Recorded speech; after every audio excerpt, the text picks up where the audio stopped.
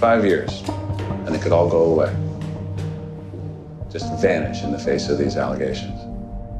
I can certainly imagine an ambitious young man like yourself spends years with his head buried in some terrible spectacle, gets frustrated with the process, sees an opportunity to get the truth out faster, maybe crosses a line.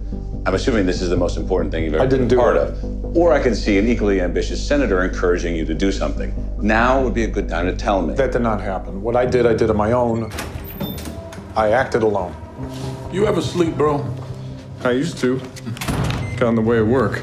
Anything in that bag contain the real names of CIA officers, assets, or partners, or any information that would be in violation of the agreement between the Central Intelligence Agency and the United States Senate. Have a good night, Jay. You too, Dan. Okay, here's what the CIA is claiming. They got bin Laden after using EITs against detainees. They say it all started in 2002 with Abu Zubaydah and a detainee they called Riyad the Facilitator, who tipped them off to Abu Ahmed al-Kuwaiti, who had ties to bin Laden. Well, that's not what happened. The truth is, the CIA was on al-Kuwaiti's phones, emails, identity, long before they captured any detainees.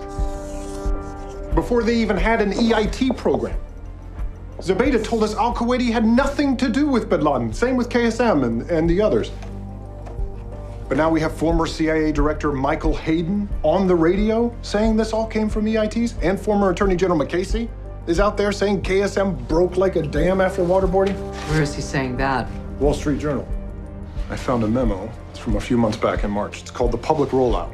The memo states the agency wanted their PR people to connect the bin Laden raid to intel obtained via EITs before it even happened. So, if the CIA got bin Laden, then who cares what else it did? If it saved lives, there's no need for accountability. Exactly. They lied to Bush about the program, and now they're lying to President Obama. This document about bin Laden and the role of EITs, it just isn't true. After the photos of Abu Ghraib came out in 2004, Deputy Director McLaughlin appeared before Congress in front of you and said the CIA is not authorized to do anything like what you've seen in those photos. But what they were doing was even worse. Then in 2005, Senator Rockefeller called for a review of the program, and the Deputy Chief of Counterterrorism got nervous where that might lead. So he sent a message to senior leadership discussing the need to manage the situation. He said, we either get out and sell, or we get hammered. Congress reads it, cuts our authorities, messes up our budget. We need to make sure the impression of what we do is positive. This is the Deputy Chief of Counterterrorism. That all stays in.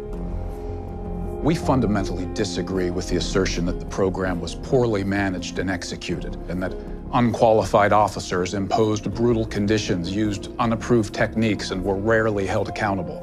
What about Mitchell and Jessen? Mitchell's PhD thesis was on diet and exercise for controlling hypertension.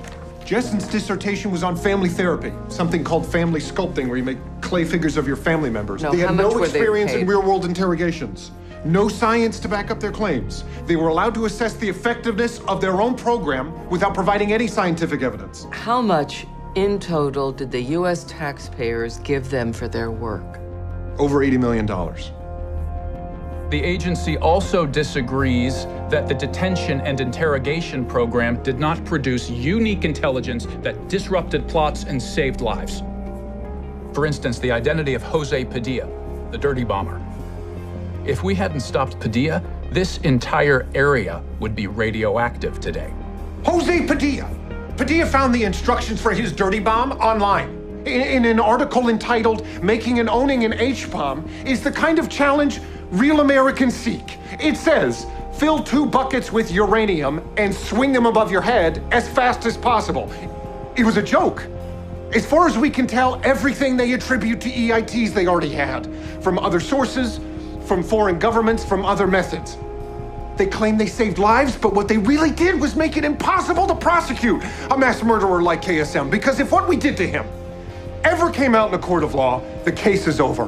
The guy planned 9/11, and instead of going to jail for the rest of his life, the CIA turned him into a recruiting tool for a war we're still fighting.